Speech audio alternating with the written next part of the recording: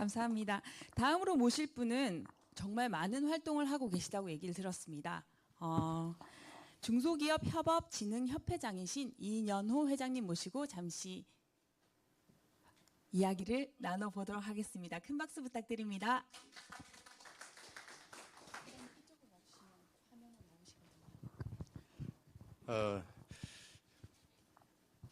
김영석 교수님께서 인생의 최고 절정기 한근기는 65세에서 80세다는 이런 강의를 제가 지난주 불경 포럼에서 들었습니다. 저는 이 우리 창원 국가 산단 내년이면 50주년입니다. 제가 이 42년간을 이 공단을 국가 산단을 발로 뛰었습니다. 그래서 어제 오늘을 알고 또 우리가 어떻게 살아가야 되는가 이런 부분들을 뼈저리게 느꼈고 또 IMF를 거치면서 대동 살리기, 경남은행 살리기, 상용, STX, 한국철도차량, 수출입은행 또 이런 여러 가지를 상공회의소 의원 생활하면서 서울 부처로 뛰어다니면서 제 눈으로 하소연도 해보고 호소도 해보고 해서 어떻게 보면은 이제 걱정이 앞서서 잔소리가 많아졌습니다. 이제 이 세들인데 다들 한 40년씩 이렇게 끌고 왔는데 이제 바통을 넘겨줘야 되지 않느냐 저는 이런 얘기를 많이 합니다. 근데 지금 보니까 그게 아닌 것 같습니다. 우리가 지치지 말고 앞으로 제2 인생을 좀 살아갈 필요성이 있겠다. 왜? 시장이 너무 급변하고 불확실한 미래를 우리가 이때까지 이렇게 살아왔는데 이대로 머뭇거리다가 보면 태보입니다. 그냥 이렇게 수성만 하려고 했는데 수성이 아니라 머뭇거린 사이에 태보라는 얘기입니다.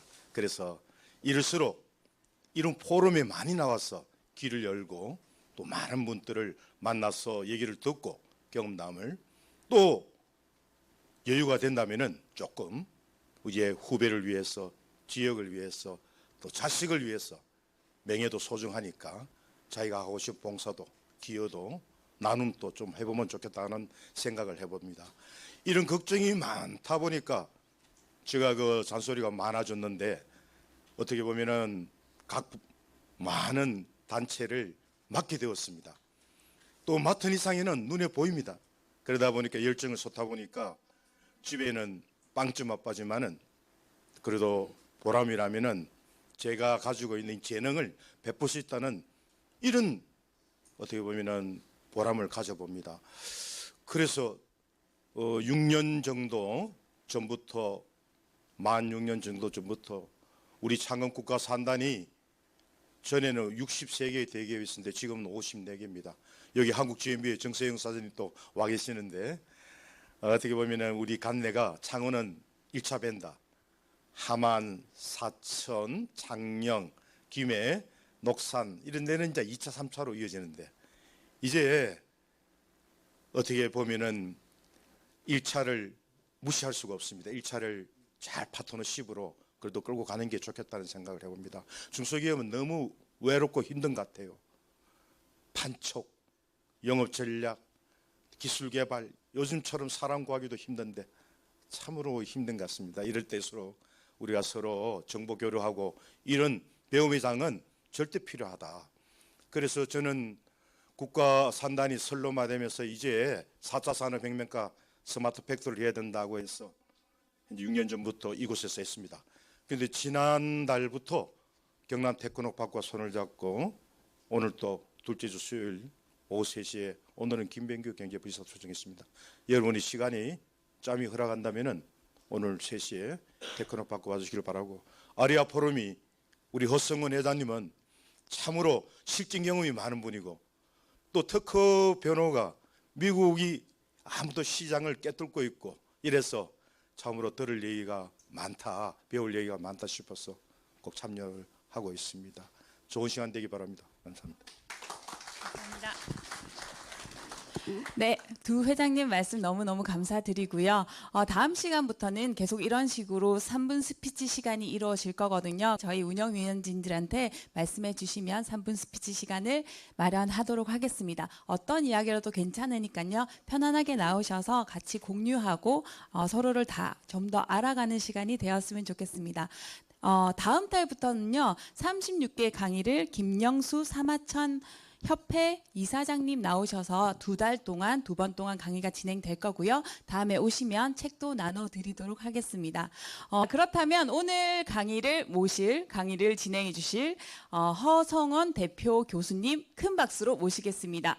큰 박수 부탁드립니다. 여러분 반갑습니다. 또 한 달 만에 뵈니까 또 정말 반갑습니다. 다시 한번 인사드리겠습니다. 지금 우리가 늙어가고 있는 거 맞습니까? 저는 젊어지고 있는 것 같습니다. 아까 이원 회장님께서 김형석 교수님의 말씀을 들어가지고 65세부터 뭐 80세까지가 가장 한건기라고 이야기를 하는데 저의 한건기는 아직 좀 더 있는 것 같습니다. 지금은 이제 한건기는 지난 것 같지는 않습니다. 그거는 분명한 것 같고요. 혹시 나이를 되돌려 가지고 몇 살로 돌아가라고 한 젊은 시절로 돌아가라고 한다면 저는 가고 싶지 않습니다. 그때 굉장히 멍청했거든요. 저는 젊었을 때 매우 많이 부족했고 지금의 이 삶을 더욱 발전시키고 그렇게 살고 싶습니다. 여러분도 그러시죠? 예. 자, 오늘 강의를 시작하도록 하겠습니다. 지금 첫 페이지를 보시면 오늘 설득에 관한 이야기를 좀 여러분께 말씀드리고 싶습니다.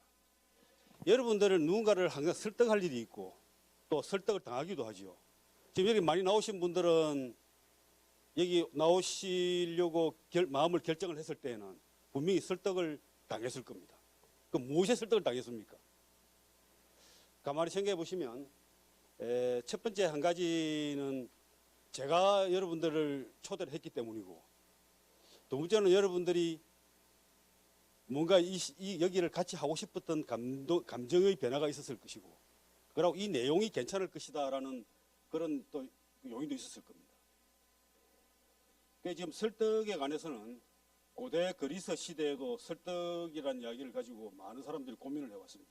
특히 아리스토텔레스 같은 경우는 수사학이라는 곳에서 이 설득에 관한 이야기를 잘 설명하고 있습니다. 오늘 말씀 들으시면 이 그림인데요. 이 그림이 지금 이걸 갖다 그 릴리프라고 합니다. 우리가 벽에다가 평면에다가 뭔가를 그 흔적을 내가지고 만드는 부조라 그러는데 이것은 앞에 입체상으로 만들었기 때문에 이것은 부조가 아니라 이걸 릴리프라고 부릅니다. 이게 대리석에다가 이렇게 만드는 건데 이게 나폴리에 있는 그 국립박물관에 있는 겁니다. 고대 박물관인데 여기에 있는 인물들이 누구냐 하면은 오른쪽에서부터 이 파리스고 이게 에로스 날개 달린 큐피드 그 로마 신화에서는 큐피드라고 하죠. 여기는 미의 여신 아프로디테입니다. 로마 신화에서는 비너스라고 합니다. 여기 이제 헬레네고 여기에 있는 게 이제 페이토 설득의 신의 페이토입니다. 여기 보면 파리스와 헬레네는 트로이 전쟁에 트로이전이 일으킨 원인이 되는 사람들입니다. 이 두 사람, 이 헬레네가 스파르타의 왕비였는데 이 파리스를 따라가지고 사랑의 도피행각을 하는 바람에 이 그리스에 있던 모든 그 나라의 왕들이 모여가지고 트로이를 갖다 공격하러 갑니다. 이 파리스는 트로이 왕자였고요. 그런데 이렇게 이제 된 이유가 뭐냐면 그 아킬레우스의 부모가 결혼을 하는데 그 결혼식장에 그 초대받지 못한 그 불화의 여신이 있었습니다. 에리스라고. 이 에리스가 그 잔치상에다가 황금삭을 하나 던지면서 가장 아름다운 여신에게라고 이제 글을 써가지고 그 황금삭을 던져 놓았습니다. 그러니까 여신들 중에서는 헤라라든지 아프로디테라든지 아테나라든지 이런 여신들이 있는데 이 여신들이 서로 그 황금삭을 가지겠다고 싸운 겁니다. 그래서 싸우다가 그 이제 제우스에게 그 판단을 하라 그러니까 제우스가 판단을 하니까 머리가 아프지 않습니까? 그 하나는 와이프고 하나는 딸이고 뭐 하나는 형제고 이렇게 그 다 이 머리가 아프니까 저 이대산에 있는 그 목동인 파리스에게 맡겨라. 저 친구한테 줘가지고 저 친구가 그걸 결정하게 하라 하고 준 겁니다. 그래서 파리스는 사실은 그 트로이의 왕자였는데 뭐 어떤 일로 해서 그 버려져 가지고 목동을 하고 있었어요. 그 파리스에게 이제 사람들이 여신들이 쭉 가가지고 내한테 이 사과를 주면은 무엇을 하겠다라는 걸 좀 다 이제 공약을 걸었습니다. 그 중에 헤라는 부와 권력을 주겠다. 아테나 여신은 지혜와 승리를 주겠다. 아프로디테는 뭘 주겠습니까? 세계에서 가장 아름다운 여인을 주겠다고 한 겁니다. 그 파리스는 누굴 선택했을 것 같습니까? 예. 그러니까 아프로디테에게 사과를 황금 사과를 줬습니다. 그 남자들이랑 그렇습니다. 그렇죠. 그래 이제 이 아프로디테가 이 파리스에게 세계에서 가장 아름다운 여인을 주겠다라고 약속을 했는데 그 당시에 이 그리스 세계에서 가장 아름다운 여자는 헬레네였습니다. 근데 이 여자가 이미 그 메넬라오스라는 그 스파르타 왕의 그 왕비가 되어 있었습니다.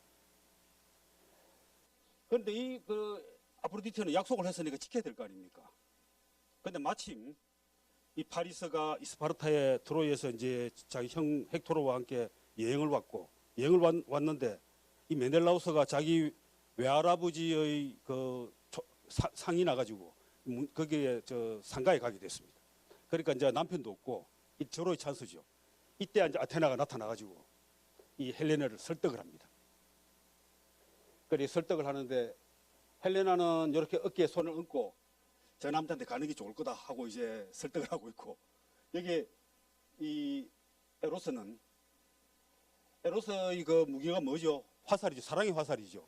이 화살을 쏘게 되면은 그 사랑의 감정을 주체할 수가 없습니다.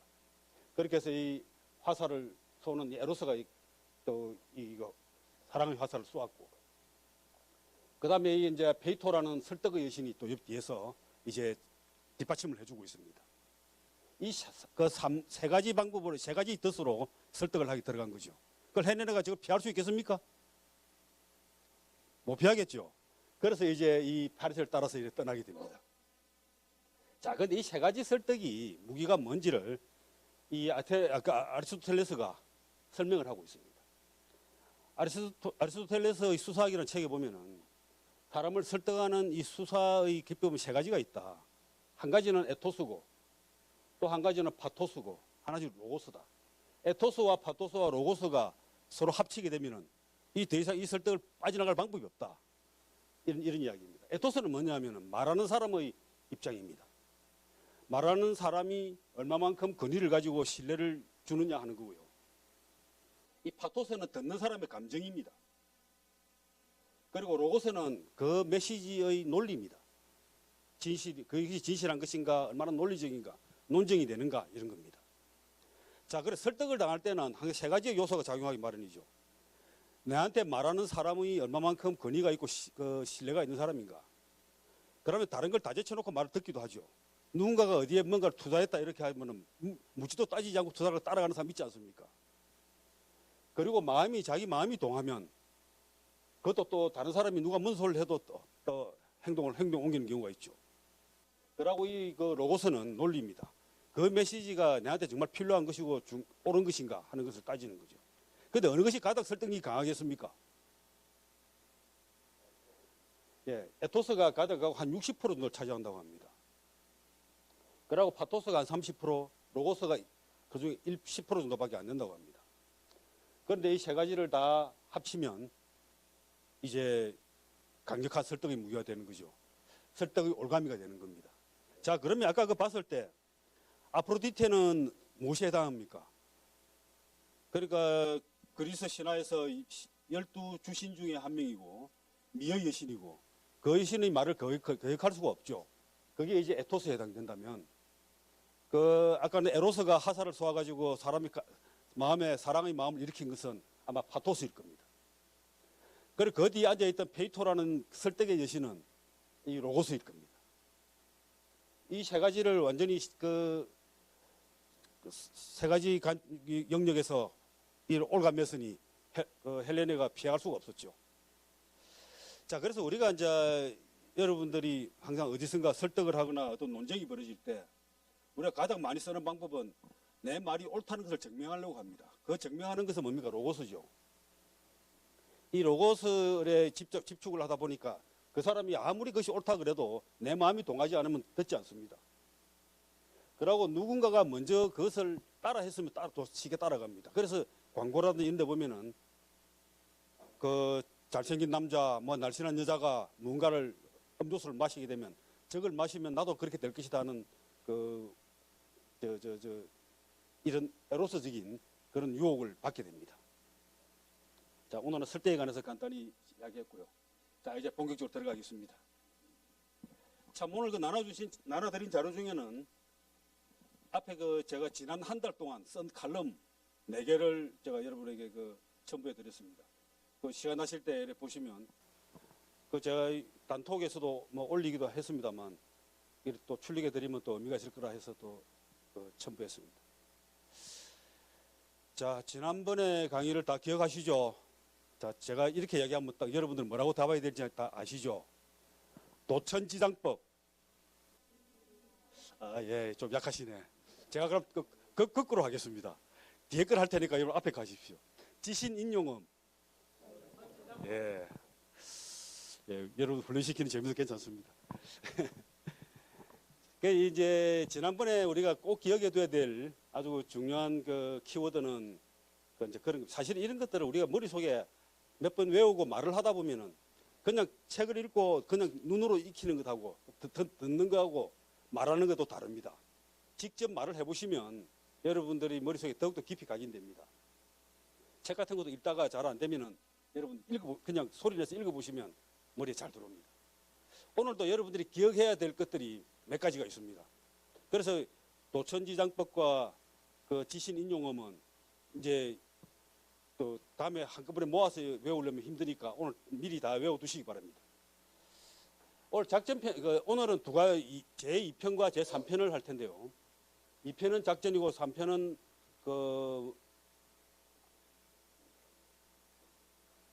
모병, 네, 모병입니다. 갑자기 기억이 잘 안 나요. 지금 이 작전편에서는 전술의 이치나 그리고 이제 전쟁의 폐해 그리고 현지 조달하라, 포상을 이용하라, 이길수록 강해져야 된다 이런 키워드들이 있습니다. 조금만 읽어보겠습니다. 여기 지금 저희들이 제가 만든 강의 자료에는 손자병법의 전문을 그대로 옮겨놓습니다. 언제나 여러분들이 기록이 필요할 때 보시도록 하기 위해서도 그렇고요. 또 이왕 공부하는 거 빠짐없이 한번 다 보시는 게 좋겠죠. 그래서 다 이렇게 옮겨놓고요. 여기 있는 출력해 드린 자료는 마지막에 우리가 강의 끝날 때 책자로 다시 만들어 가지고 여러분께 배포해 드릴 겁니다. 그래서 강의한 내용은 전부 이제 이 책자로 남고 그리고 또 동영상을 촬영이 돼 있으니까 유튜브에다 올라가 있을 것이고 여러분 언제라도 복습할 수 있고 혹시 빠지더라도 그걸 항상 확인할 수 있습니다. 자, 작전편 처음에 이렇게 나갑니다. 손자가 말하길 전쟁을 일으킬 때는 치거라는 사람은 내 말이 끄는 전총 마차입니다. 치거천대, 혁거천대, 그리고 대갑 10만을 동원하여야 하고 대갑이라는 것은 무장병사를 말합니다. 10만 명을 동원해야 하고 천리 먼 거리에 군량을 수송하여야 한다. 그리고 국내외에 소요되는 비용, 빈객을 위한 접대비, 악효와 오칠 등 재료비, 수레와 갑옷, 수선비 등 하루에 천금의 비용이 들어간다. 그런 준비가 된 후에 10만 군대를 일으킬 수 있다. 그래서 이렇게 전쟁은 막대한 비용과 물자를 소요한다라고 되어 한데요. 사실은 이거 10만 군대를 저 당시에 그러니까 이 BC 6세기경입니다. 그러니까 한 기원전 한 500년경에 이 손자가 있을 때 이렇게 전쟁을 치렀습니다. 그런데 그 이후에 뭐 당태종이라든지 수양제라든지 이런 사람들이 전쟁을 할 때는 100만 대군이 움직였죠. 그리고 실제로 그리스가 페르시아와 전쟁을 할 때는 500만 명이 움직이 다녔습니다. 그럼 어떻게 해서 10만 명이 나오는가를 보면은 일단 병차부터 먼저 한번 확인해 보죠. 이거를 병차 또는 병거, 치차, 경차 이렇게 이야기를 하는데 말이 4마리가 끌고 사람이 3명이 타 있습니다.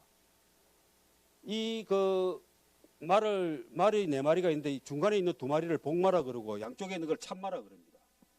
이 말 참마들은 왼쪽에 있는 말이 가장 우두머리 말입니다.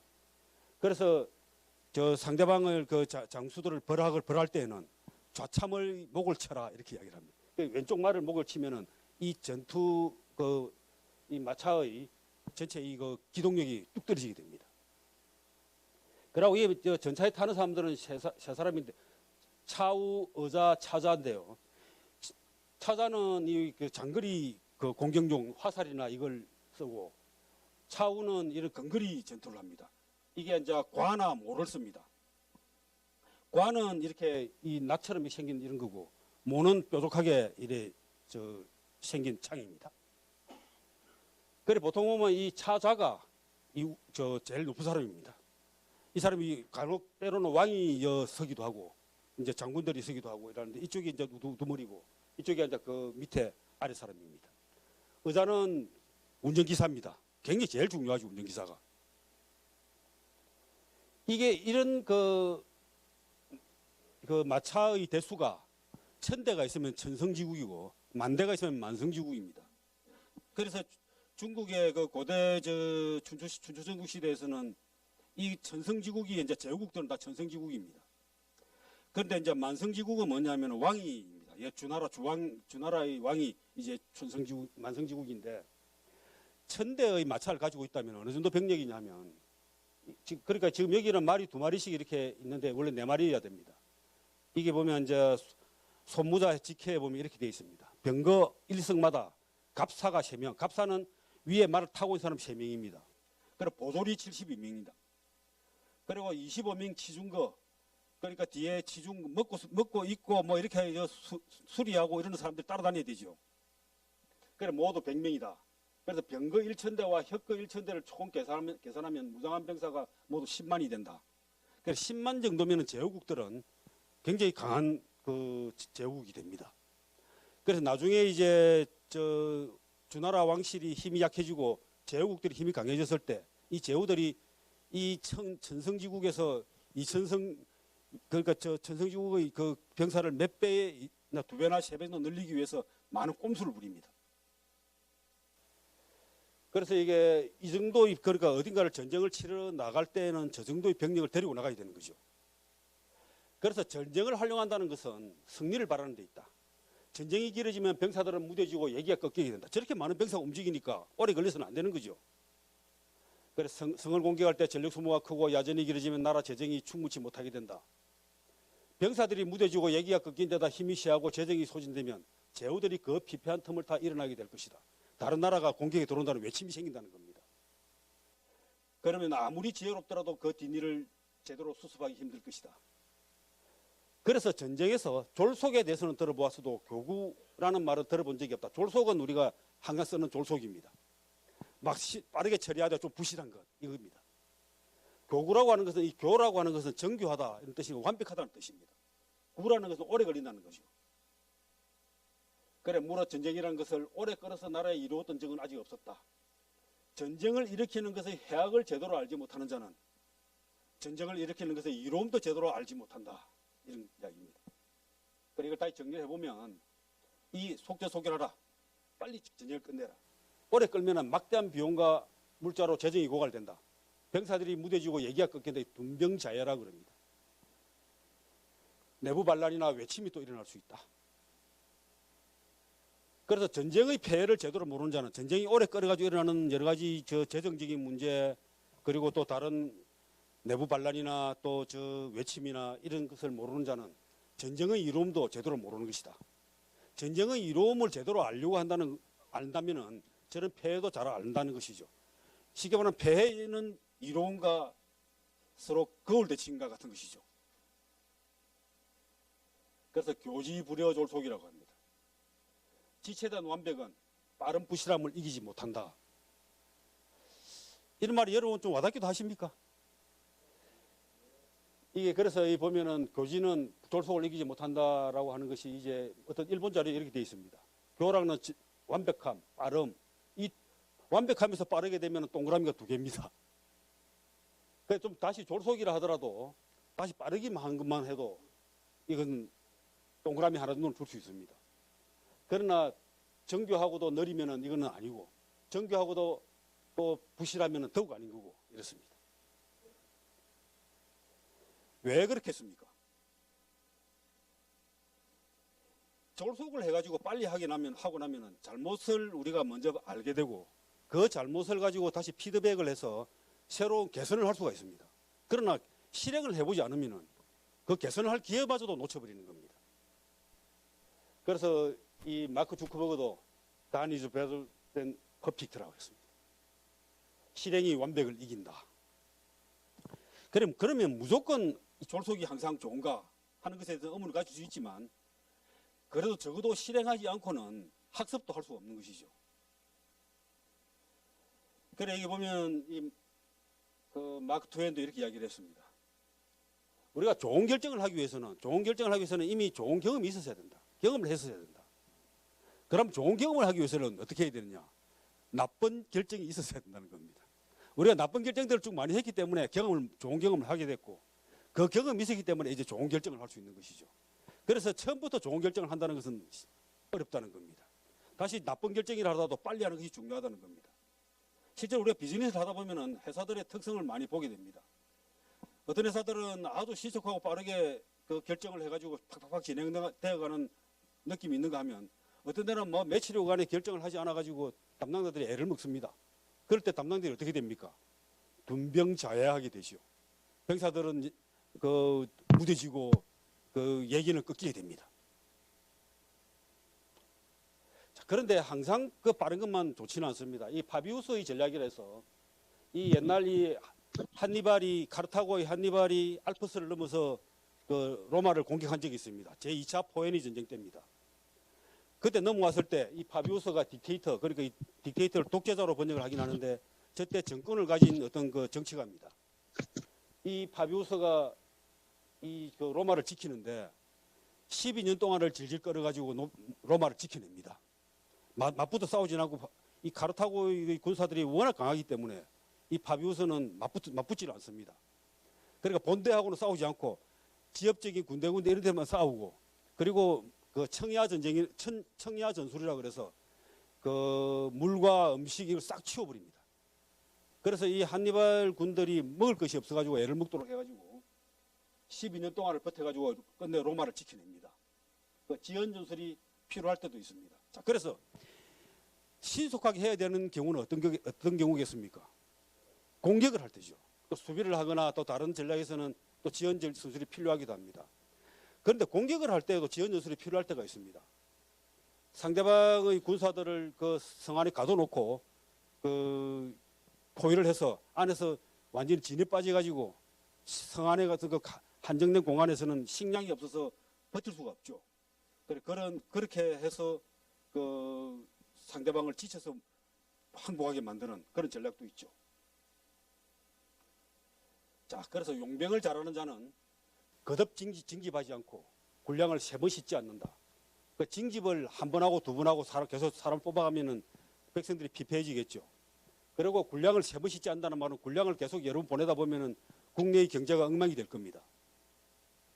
그래 용품은 나라에서 처음에 가져가지만 물건의 그 전쟁 용품은 가져가지만 구속 식량은 적에게서 조달하여 군량을 충족시키기 때문이다.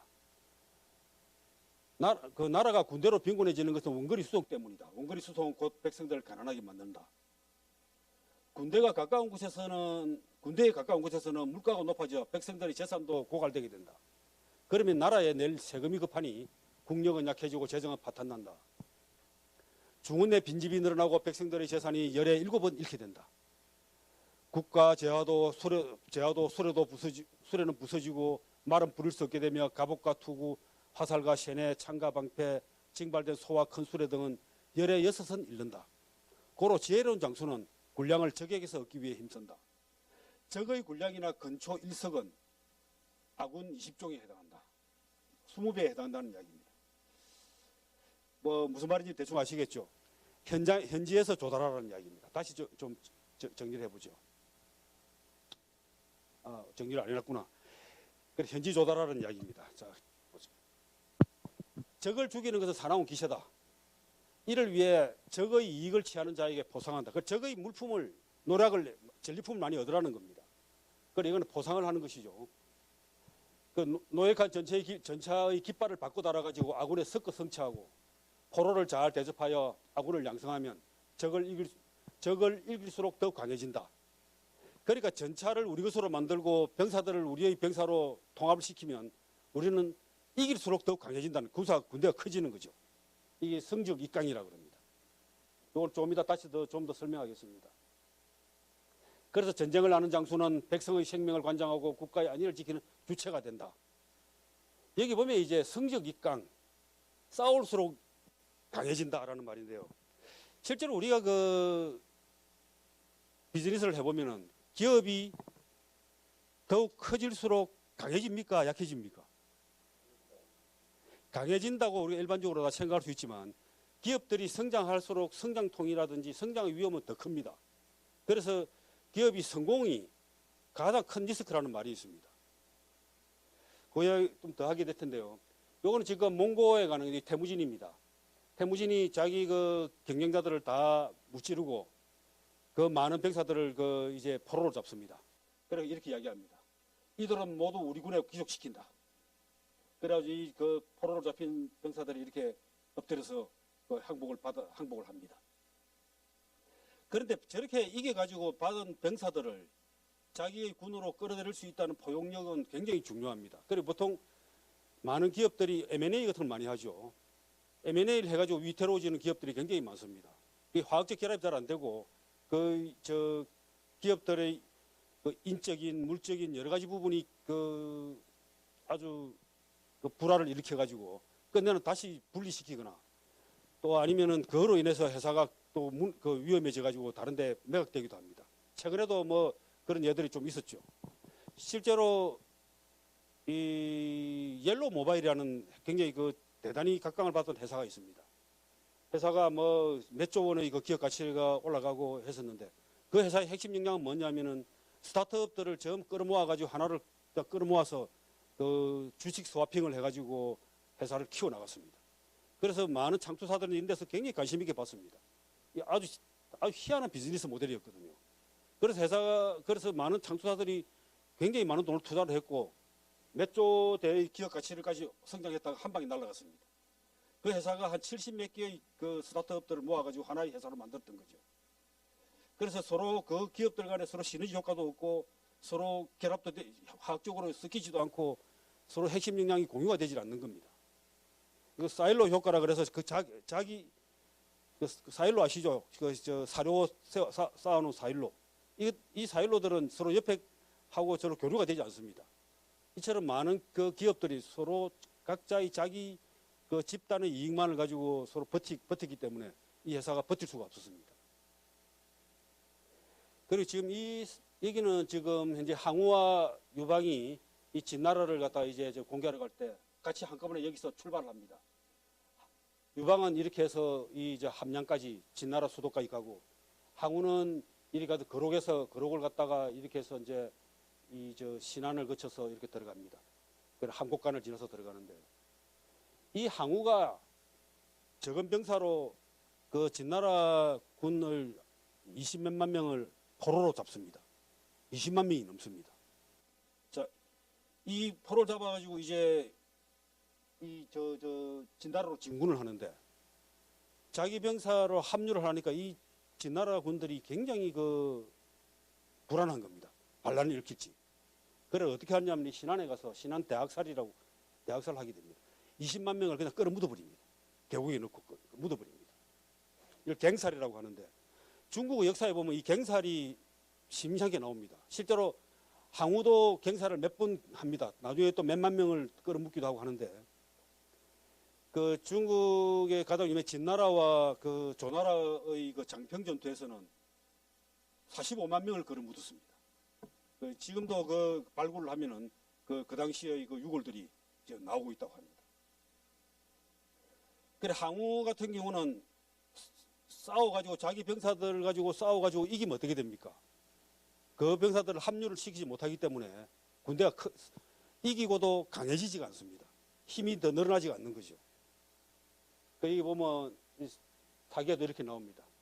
초고는 밤에 그 진의 병졸 20여만 명을 신안성 남쪽에다 파묻었다. 이렇게 저 사기에 나옵니다. 이걸 갖다가 이기고도 완전히 그 진급보다 못한 아주 처참한 상황이 되는 것을 피로스의 승리라고 합니다. 이 피로스는 에피루스의 그 왕이었는데 여기가 지금 현재의 알바니아 쪽입니다. 당시에 로마를 이렇게 진격해 가가지고 계속 승승장구합니다. 이깁니다. 그런데 이기면 이길수록 더 위태로워지는 겁니다. 왜 그러냐면 자기 병사들이 계속 죽어나갈 거 아닙니까? 아무리 이긴다 하더라도. 그래서 비록 승리를 하였지만 그 과정에서 희생이 너무 컸거나 그 결과가 그 승자에게 치명적인 경우에는 이걸 피로스의 승리라고 합니다. 그러니까 허울뿐인 승리를 말하는 거죠. 그래 여기 보면 피로스의 승리를 설명하는데 이 그림이 항상 나옵니다. 이 고요테가 이 새를 잡습니다. 잡아가지고 새를 잡는 데는 승리하지만 어떻게 되겠습니까? 운명이. 이 피로스의 승리를 설명하는데 이 그림이 자주 뜹니다. 그래 기업들에도 보면은 굉장히 큰 일을 성공을 그 어떤 입찰이라든지 해서 따내가지고 성공을 했는데 근데 그것 때문에 망하는 경우 많지요. 특히 막 건설 쪽이나 이런 데 보면 그런 경우 있습니다. 그래서 너무 이제 이래 성공을 했다는 것 자체가 가장 위기다 이런 이야기를 보통 가르칠 때 항용유해라는 말을 쓰죠. 하늘로 올라간 용은 후회밖에 남지 않는다는 겁니다. 더 이상 못 올라가니까 초락할 일밖에 남아있지 않은 거죠.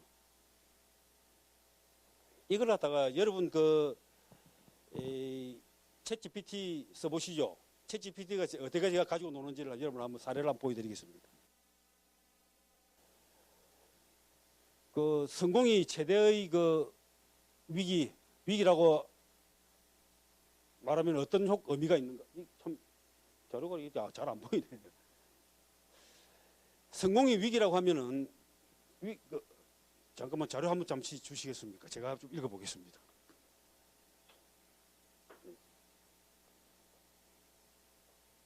아이고 죄송합니다. 제주심 때가 이 불이 밝으니까 안 보여가지고.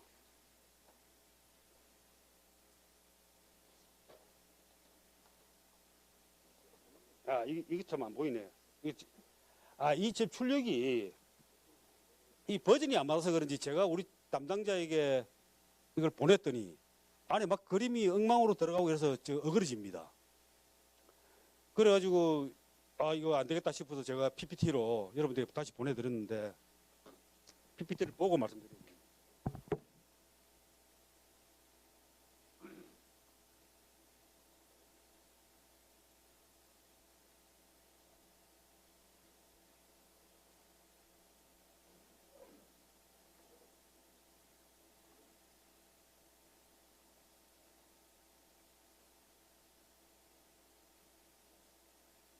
그래도 한번 여러분들 경험해서 보실 필요가 있을 것 같아서 제가 찾아봐 드립니다.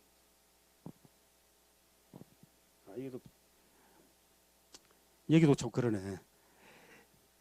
성공이 최대의 위기라고 말하면 어떤 의미가 되는가라고 하니까 이 친구는 뭐라고 답을 하냐면은 성공이 최대의 위기라는 말은 성공을 이룬 이후에 생기는 위험성과 부정적인 것을 갖다가 이야기하는데 성공으로 인해 더 많은 돈과 권력, 명예 등을 얻을 수 있지만 뭐 여기 이제 인간관계의 복잡성, 실수 이것 좀 어떻게 좀 잘 볼 수 있는 방법이 없을까요? 다시 제가 여러분들에게 보내드리긴 하겠는데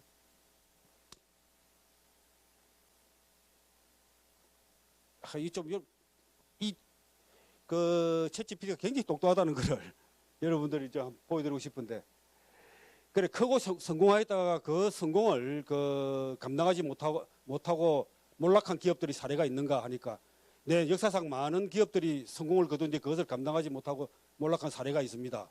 예를 들어 미국의 엔론, 그리고 또 일본의 소니 뭐 이런 이야기를 이야기를 합니다. 그래서 제가 또 물어봤습니다. 그 사례를 좀 더 알아주게 하니까 이제 블록버스터, 심지어 카톡도 이야기가 나오네요. 넷플릭스 이런 이야기를 또 이렇게 이야기를 합니다. 그래가지고 이제 이렇게 이야기 다시 물어보겠네. 외부적 요인이 아닌 내부적 요인으로 몰락한 사례, 그 사례 글로벌 기업 그 10가지를 추려서 도표로 만들어주게. 그래서 첫 번째 칸에는 기업명을, 두 번째 칸에는 국적, 세 번째 칸에는 몰락한 이유를 해달라 이렇게 했습니다. 그러니까 이 도표를 만들었습니다. 이렇게. 첫 번째는 기업들 이름, 명칭, 나라, 몰락한 이유 이렇게 했습니다. 여러분 그 챗GPT를 어떻게 이용하는지 이제 아시겠죠? 그러니까 이게 여러분들이 필요한 정보를 이런 식으로 다 정리해 줍니다. 뭐 이거 말고도 뭐 기발한 사용 방법은 굉장히 많습니다. 챗GPT라고 이야기만 여러분 많이 들어보셨을 텐데 이렇게 영악하게 쓰는 방법이 있다는 겁니다. 네. 그 외에도 뭐 이렇게 있습니다. 자 보자. 지금 그 성장하고 있는 스타트업이 있다. 이런 기업에게는 어떤 위기가 닥칠 수 있는가 예상되는가 하는 이렇게 또 이야기를 해줍니다. 스타트업 위기가 어떻게 닥칠 것인가. 지금 이제 우리가 그런 위기를 머릿속으로 생각을 해볼 필요가 없습니다. 이 친구들 다 물어보면 답을 다 합니다. 이게 지금 여러분들이 들어보실 만한 내용 이야기인데 제가 자주 못 읽어서 지금 못 보게 드립니다. 그리고 이제 내부적인 이제 조직 문화를 갖다가 조직 문화를 구축하는 데서 좋은 사례를 소개해달라. 그 좋은 그 조직 문화를 구축하는데 좋은 사례를 소개해달라니까 이렇게 쭉 이야기합니다. 구글의 사례, 넷플릭스, 에어비앤비 이런 데 쭉 어떻게 하고 있다는 걸 이렇게 소개를 해줍니다. 그래 지금 여러분들이 챗GPT가 왜 그렇게 각광을 받고 그렇게 사람들을 그 충격을 주고 있는가 하는 걸 이제 아시겠습니까? 예, 대단하죠. 여러분이 바로 돌아가셔서 이제 여러분 해보셔야 됩니다. 지금 공개되어 있는 버전은 3.5입니다. 근데 3.5가 지금 4.0은 유료화되어 있어가지고 뭐 한 달에 한 20몇 불 정도를 돈을 낸다고 합니다. 근데 아직까지 저도 그거 안 쓰고 있는데요. 3.5만 해도 이렇게 놀랍습니다. 4.0은 더 막 굉장하다고 그럽니다. 3.5가 그 파라미터가 1750만 개인데, 1750억 개인데, 이 저 4.0은 이것이 500배라고 합니다. 500배. 파라미터 500배라고 하니까 얼마나, 이거는 뭐, 거의 인간의 수준입니다. 사실 인간보다는 훨씬 더 뛰어나죠. 어떻게 보면. 그 제가 지난번에 그 생각의 시대라는 그 책을 가지고 이제 방송에서 그 이야기했던 그 여러분들 제가 했던 말이 좀 감이 이제 오실 겁니다. 이제 지식이라는 게 도대체 뭔가에 대해서 우리가 다시 한번 고민해볼 때가 왔다 하는 것이 여러분 이제 공감하시게 될 겁니다. 자, 그래 이제 하기 전에 성적 입강이라는 것. 우리가 계속 잘 나가고 있을 때 진짜 그 잘 나가고 있음을 누리는 것. 그러니까 성공했을 때 그 성공으로 인해서 우리가 더 강해질 수 있던 것은 그것도 굉장히 특별한 그 리더십이 필요한 때입니다. 자, 중간에 이제 제가 여러분들이 그 분위기를 좀 돌리기 위해서 동영상을 하나 이렇게 준비했습니다. 하카 댄스라고 들어보셨습니까? 들어보신 분 있습니까? 하카 댄스. 안 들어보셨습니까? 한번 보시죠.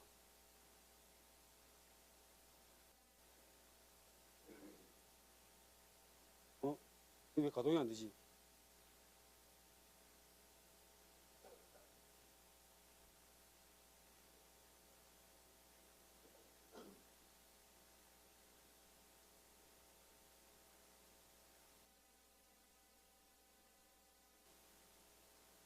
이 안에 동영상을 넣어놨는데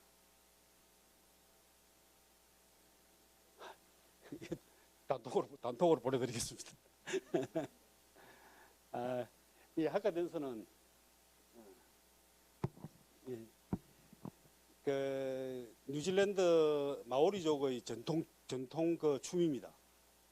이 이제 우리가 뭐 응원을 하거나 뭘 그 평소에 할 때도 우리가 그 집단으로 행동을 하는 게 많이 있지 않습니까?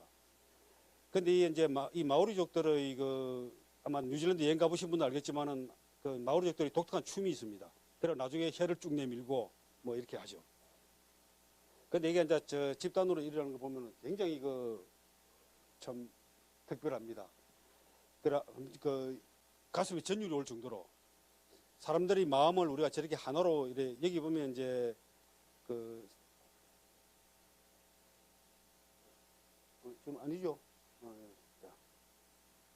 한번 그 동영상을 일단 뭐 다음에 보고 이게 여기 기술적으로 뭐가 문제인지를 다시 한번 확인하고 저희들이 준비를 하겠습니다. 자, 3편 모공입니다. 모공은 나도 책모로 이겨라, 공격하라. 온전한 승리, 싸우지 않고 이겨라. 군주와 장소의 관계, 승리를 예측해야 된다. 그 지피지기 백전불태라는 이제 이런 그 부루의 그 명언이 여기 있습니다. 그래 이제 제일 처음에는 온전한 승리, 손자가 말하기를 무릇 용병하는 법은 적국을 온전히 두는 것이 상책이다. 이게 전국 위상이다. 그 상대방이 나를 온전히 두라. 그것을 그 파괴해가지고 부셔가지고 이기는 것은 그 다음이다. 적국을 격파하는 것은 차선이며 이거 뭐 다 마찬가지로 군단, 여단, 오 이건 다 그런데요. 전쟁에서 상대를 완전히 부셔가지고 이기는 것은 그 하수고 온전히 그대로 둔 상태에서 이기는 것이 최선이라는 겁니다. 그럼 그렇게 하려면 어떻게 해야 되겠습니까? 미리부터 항복을 받아두는 거죠.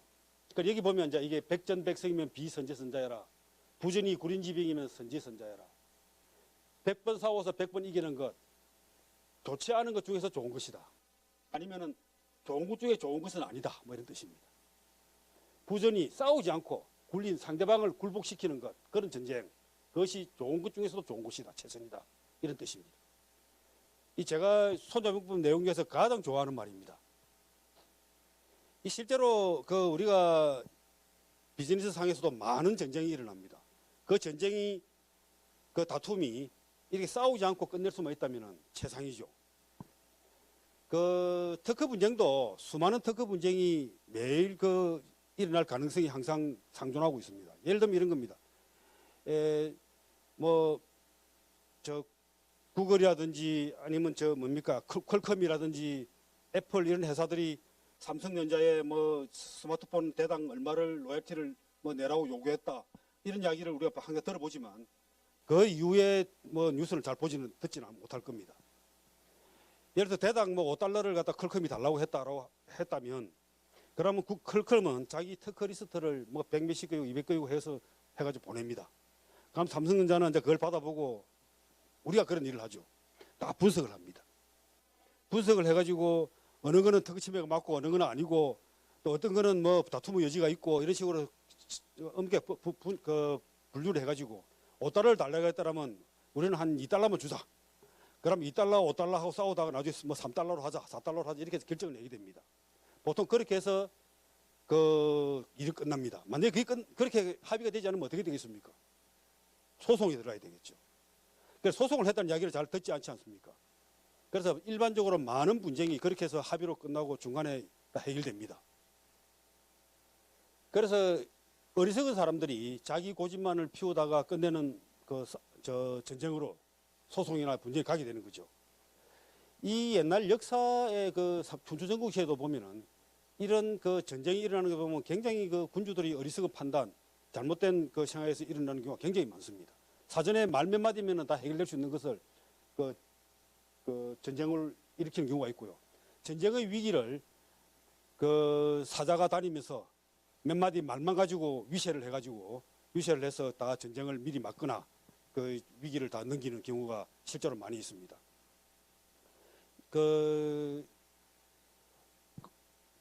오나라와 월나라가 한창 경쟁을 하고 있고 이럴 때 제나라가 노나라를 공격했을 때 공자의 그 제자 자공이 제나라와 오나라, 월나라 전체 돌아다니면서 말만 가지고 전쟁을 갖다 위기를 막은 적이 있습니다.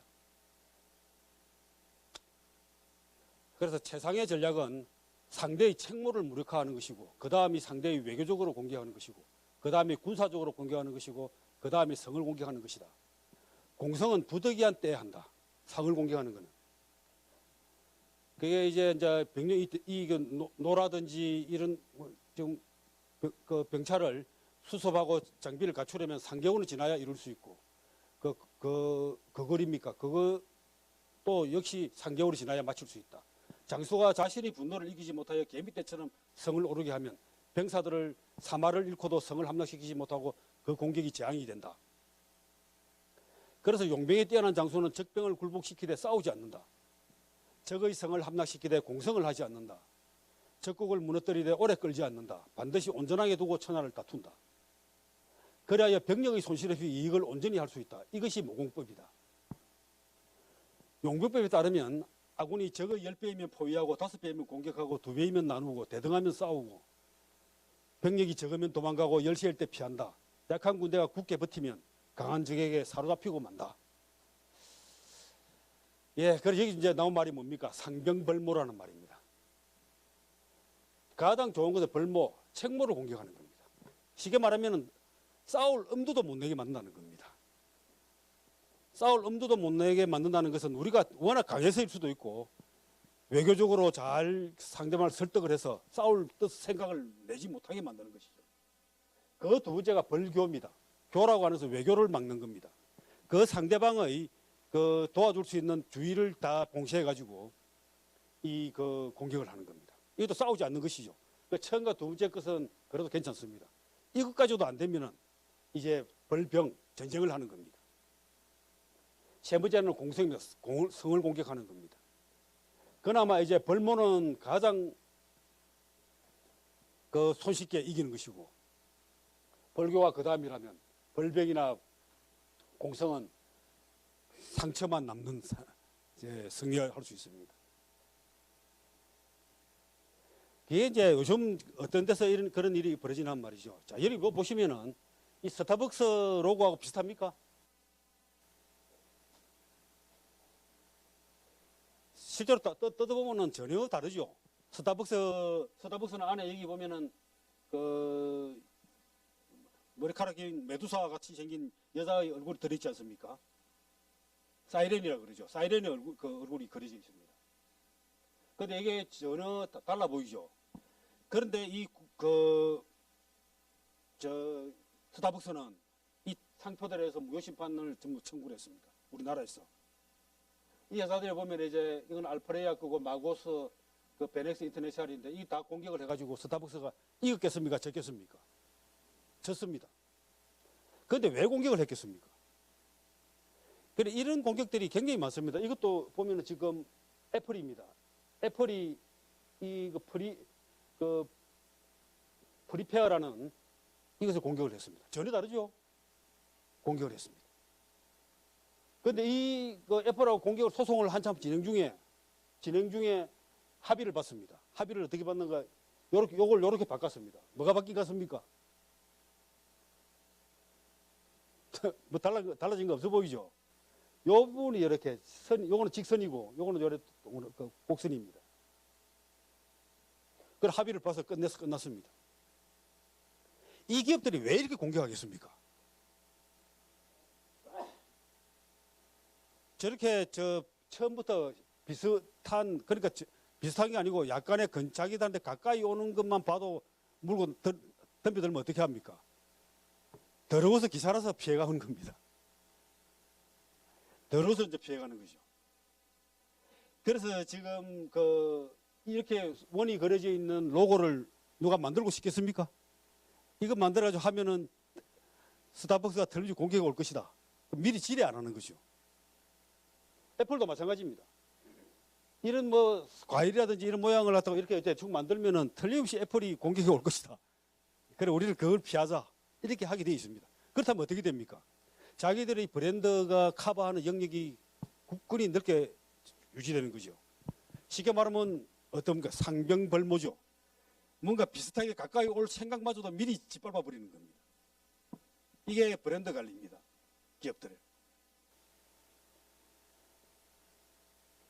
최상의 벌모는 혹시 이런 거 아니겠습니까? 이 지금 대부에서 꼴레오네가 이렇게 이야기를 합니다.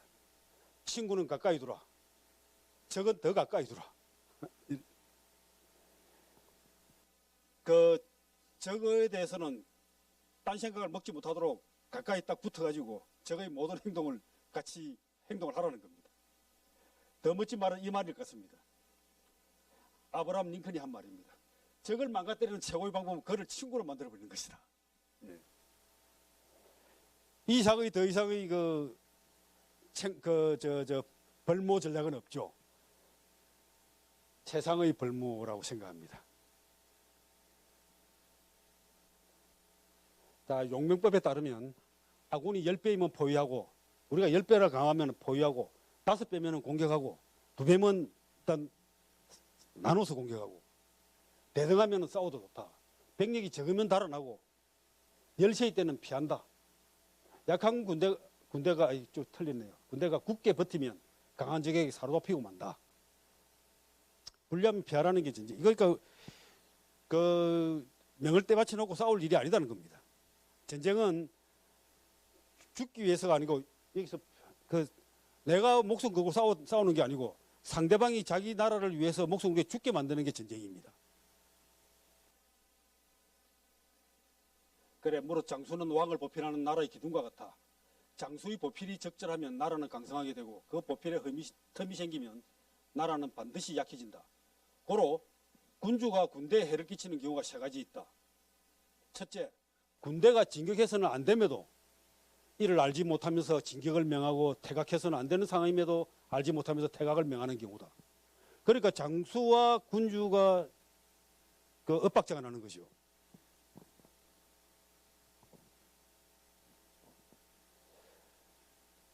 이를 일컬어 군대를 올가맨다라고 한다. 둘째, 군의 내부 사정을 알지도 못하면서 삼군의 행정에 함께 끼어드는 경우이다. 그리하면 군사들이 혼란에 빠지게 된다.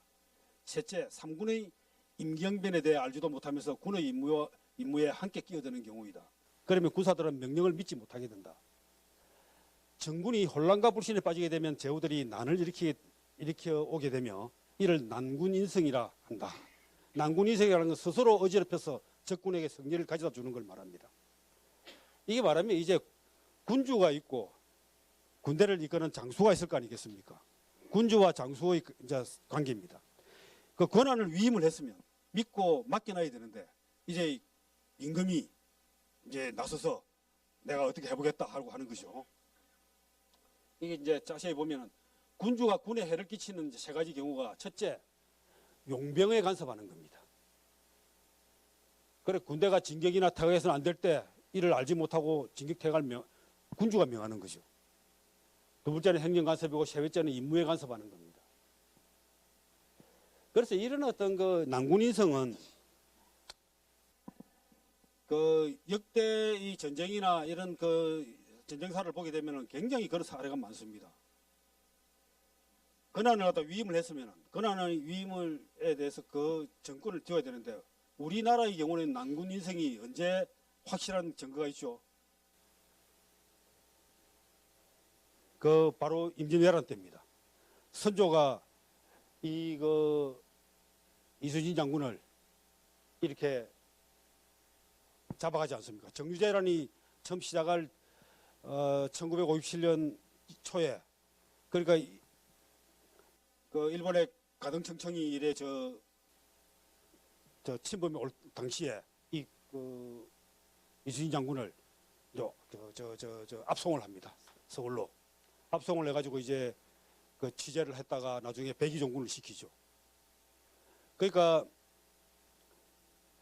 그 선조의 그 우둔함은 여러 가지 면에서 많이 나타나긴 했지만 이때가 가장 그 절정이었습니다. 그래서 다행히 이순신 장군을 처형하고 죽이진 않았습니다.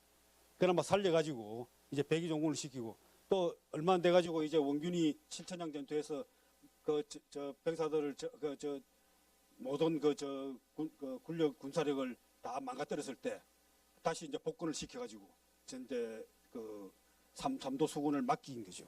그나마 그까지는 다행이었습니다. 그런데 맡았을 때 배가 12척밖에 없었죠. 그 12척으로 맹랑해전에서 그 일본의 그 133척을 다 무너뜨립니다. 자, 승리를 알 수 있는 5가지 방법이 있다. 첫째, 싸워야 할 때와 싸우지 말아야 할 때를 알면 이긴다. 이거 오타가 이래 좀. 둘째, 병력이 많고 적음에 따른 용병수를 알면 이긴다. 군주와 병사가 추구하는 바가 일치하면 이긴다. 상하 동력자성입니다. 넷째, 예측하고 기다리면 방심하고 있는 상대를 이긴다. 다섯째, 장수가 유능하고 군주의 간섭이 없으면 이긴다.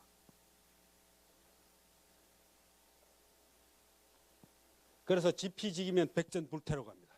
앞에 이길 수 있는 조건을 5가지를 알면, 상대를 알고 나를 알면 백전불태라고 합니다.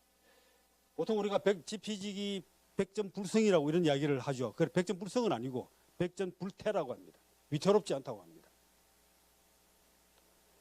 그러니까 이게 적을 알고 나를 알면 100번 싸워도 위태롭지 않다. 적을 모르고 나 자신만 알면은 승패를 알 수가 없다. 한 번 이기고 한 번 진다라고 일성일부라고 합니다. 적도 모르고 나도 모르면 매번 싸울 때마다 위태롭다. 이 보면 이제 우리가 협상을 특히 할 때 이런 경우가 굉장히 많습니다.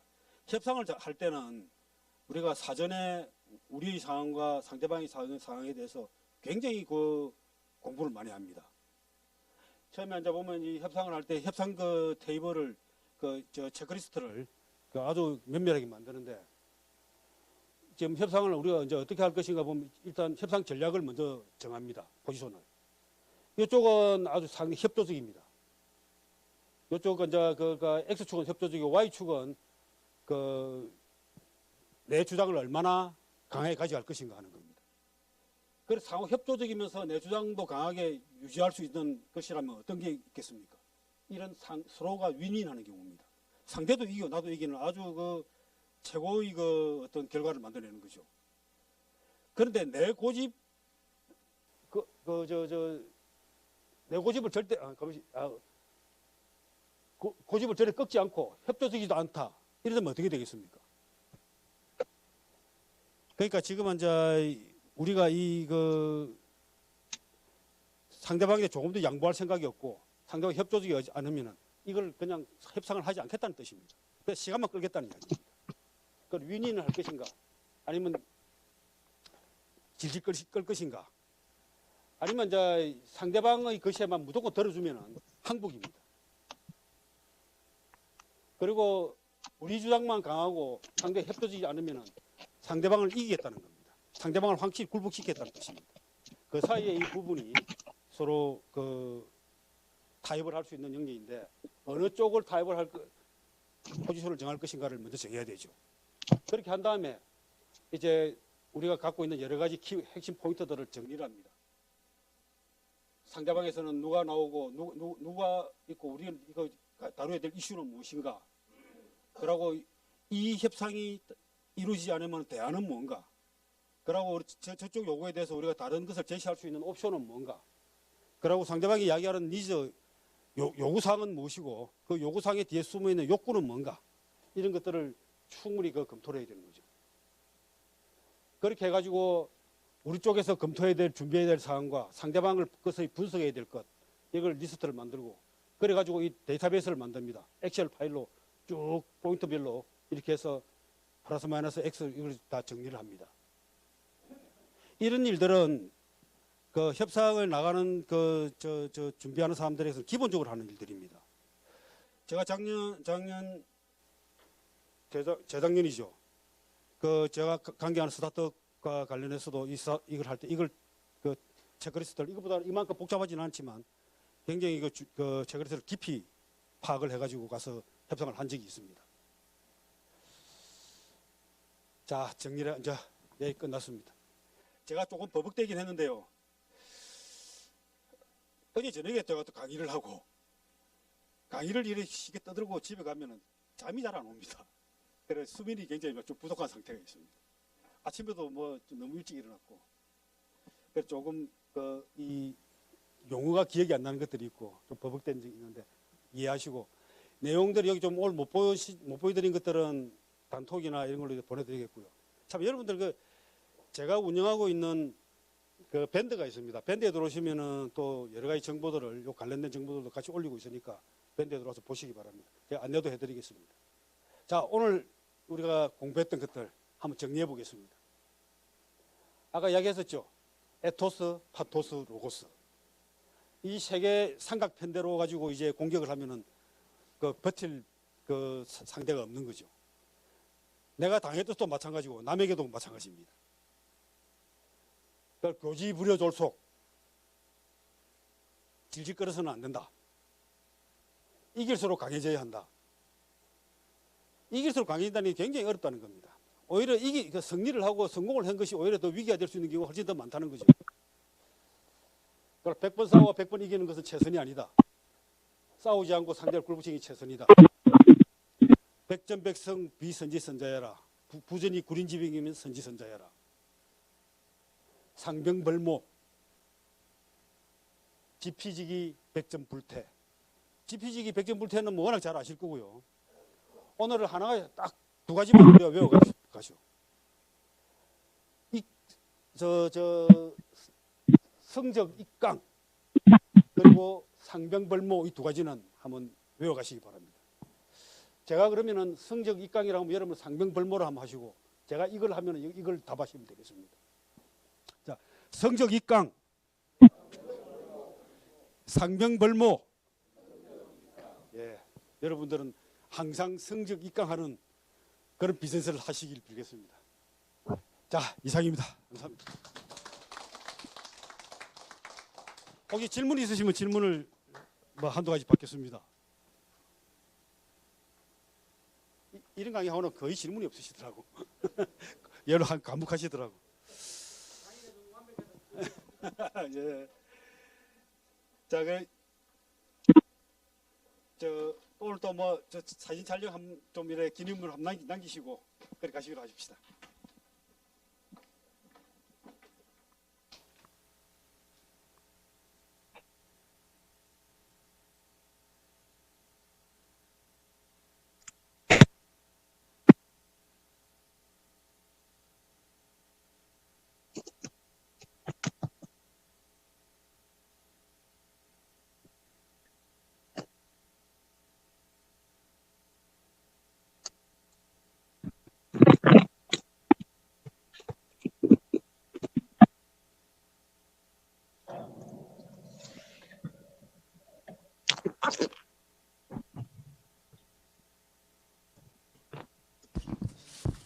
예, 앞으로 나오셔가지고 사진 촬영 한번 임해 주십시오. 여기 위에도 한 줄 올라가시고. 예.